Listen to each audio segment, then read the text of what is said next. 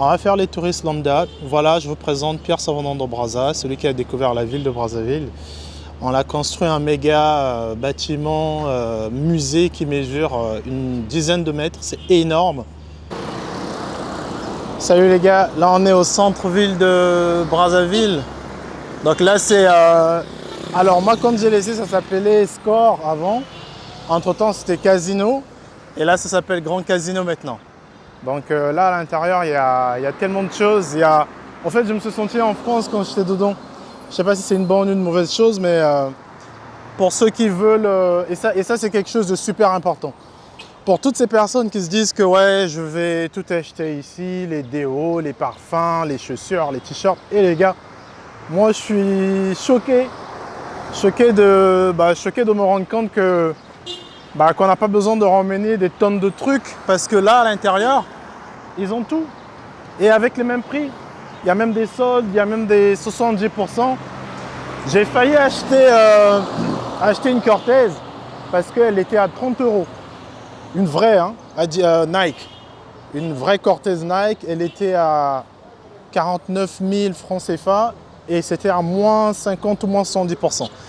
Donc il y a Kiabi dedans, il y a la Fnac, il y a GoSport, il y a plein d'autres, il y a Celio, il y a Boss.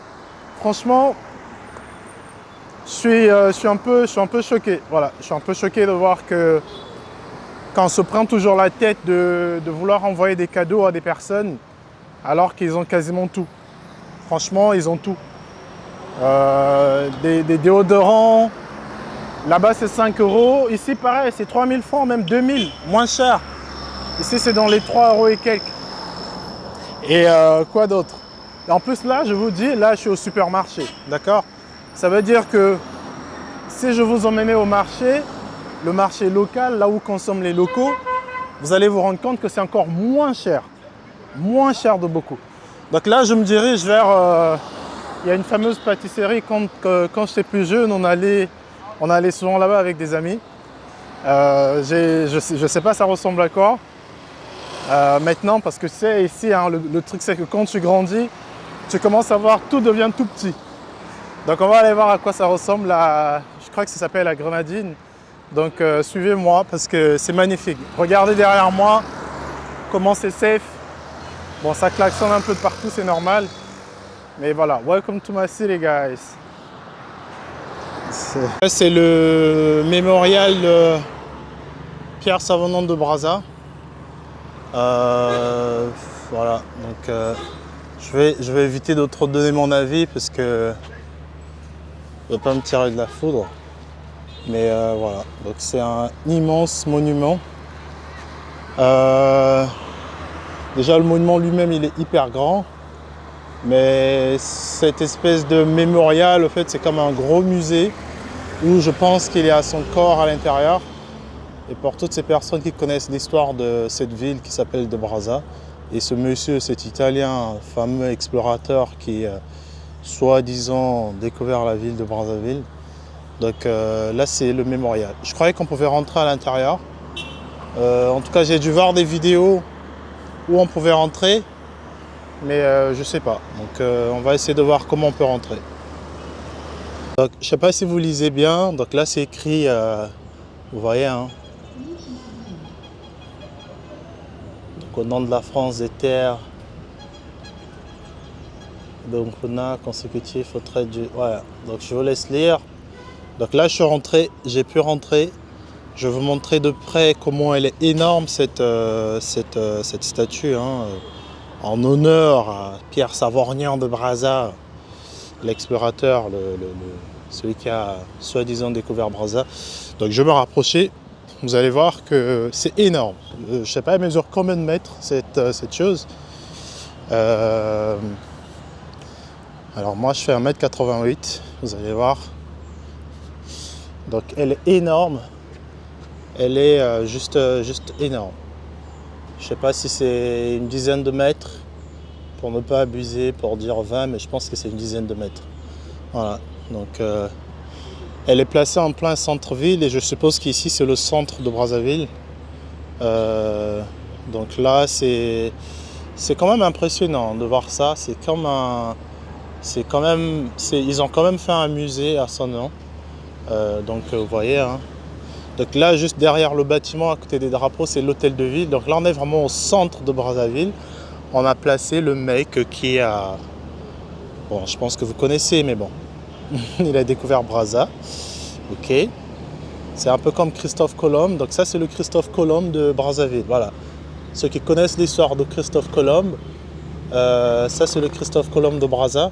Donc je pense qu'on peut rentrer. On va faire les fous. On est chez nous, on ne peut pas nous arrêter, les gars. On est enfin chez nous. Donc on va rentrer. Je pense qu'il y a des édifices qu'on ne peut pas filmer. Quand j'ai quitté le Congo en 2008, j'ai pas souvenir que c'était déjà construit ce truc. Je me rappelle pas.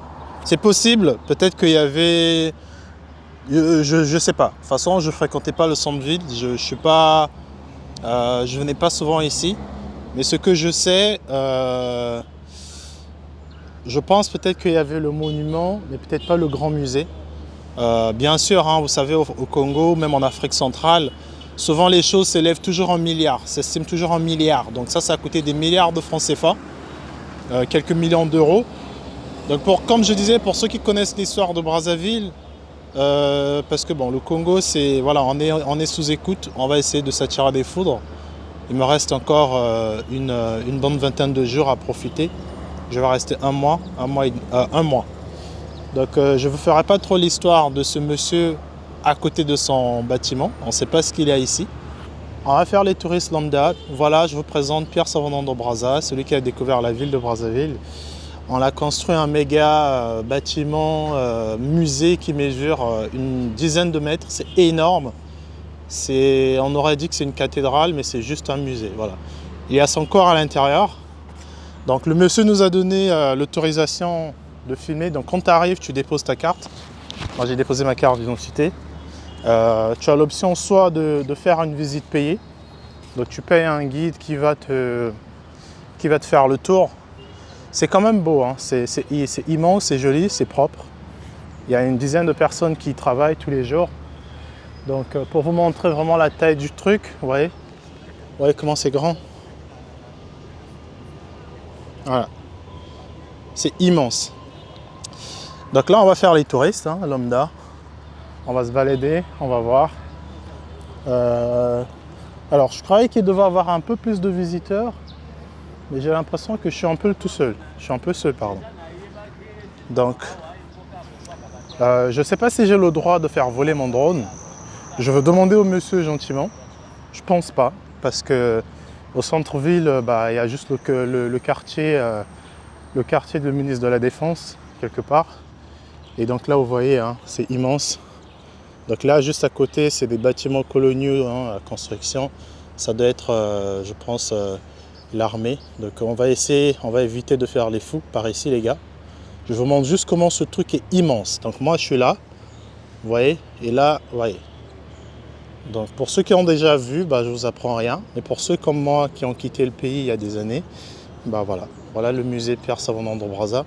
Bon, je suis courageux, je demandais quand même au monsieur si on peut faire des images de drone.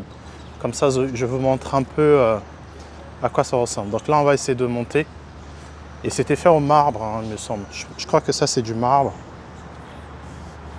Parce qu'à l'époque, je sais qu'on en parlait beaucoup. Donc là, c'est sa photo. La photo du monsieur. Donc la porte, je vous ai dit, moi je suis 1m80. Voilà. Donc je n'arrive même pas ici, hein. Donc voilà ma taille. Et il est là. Donc le truc est immense. Donc un Italien qui a découvert le Congo. Je pense qu'on a le droit de rentrer. Je sais pas. Il y a des endroits que je peux filmer et d'autres non. Donc on se donne rendez-vous à l'intérieur. On a réussi à rentrer. Ouais, normalement c'est interdit de filmer, mais bon, on va partir parce qu'on veut pas trop attirer les foudres, monsieur. D'accord.